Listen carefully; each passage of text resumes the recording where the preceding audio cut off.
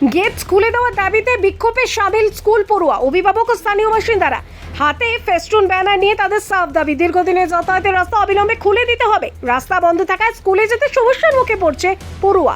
বাড়ছে দুর্ঘটনার আশঙ্কা। ঘটনাটি উত্তর চব্বিশ পরগনার বসিরহাটের। উত্তর চব্বিশ পরগনা বসিরহাট মহকুমার অন্তর্গত বসিরহাট পৌরসভার ৫ নম্বর ওয়ার্ডের নৈহাটি মাঝেরপাড়া এলাকায় এক সপ্তাহ ধরে বন্ধ রয়েছে একটি গুরুত্বপূর্ণ যাতায়াতের পথ।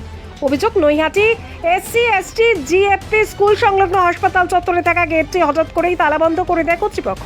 স্থানীয়দের দাবি, গত প্রায় 2 যুগ ধরে এই রাস্তা ব্যবহার করে আসছে এলাকার সাধারণ মানুষজন, হাসপাতালের রোগী ও স্কুলের ছাত্রছাত্রীরা। প্রতিদিন শত শত পড়ুয়া এই পথ দিয়ে স্কুলে যাতায়াত করত, কিন্তু গেটে তালা পড়ার পর থেকে চরম সমস্যার মুখে পড়তে হচ্ছে সকলকে। এরই প্রতিবাদে এদিন হাতে ফেস্টুন ও ব্যানার নিয়ে বিক্ষোভে সামিল হয় স্কুলের ছাত্রছাত্রী, অভিভাবক এবং স্থানীয় বাসিন্দারা। তাদের অভিযোগ, বিকল্প হিসেবে মূল সড়ক ব্যবহার করতে হচ্ছে, যেখানে যানবাহনের চাপ অনেক বেশি, ফলে ছোট ছোট পড়ুয়াদের নিরাপত্তা নিয়ে উদ্বেগ বাড়ছে এবং দুর্ঘটনা আশঙ্কাও তৈরি হয়েছে। বিক্ষোভকারীদের দাবি, অবিলম্বে গেট খুলে দিয়ে পুরনো যাতায়াতের পথ পুনরায় চালু করতে হবে। এদিন তারা প্রশাসনের কাছে একটি স্মারকলিপিও জমা দেন। দ্রুত সমস্যার সমাধান না হলে আগামী দিনে আরও বৃহত্তর আন্দোলনের হুঁশিয়ারিও দিয়েছেন বিক্ষোভকারীরা। 13 দিন মতো বন্ধ আছে। আর সব বাচ্চারা এই রাস্তা দিয়ে স্কুলে যায়, স্কুলে যেতে পারছে না।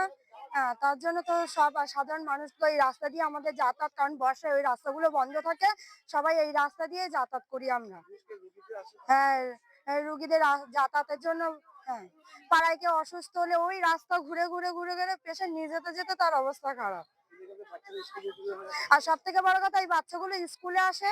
হ্যাঁ, দুটো স্কুলে আসে, স্কুলে আসতে পারছে না। তার বাবা মারা আমাদেরকে বলছে যে আমাদের বাচ্চারা শিক্ষার জন্য আসে, সেই শিক্ষাটা যদি না পায় তাহলে কিসের জন্য এই রাস্তাটা বন্ধ।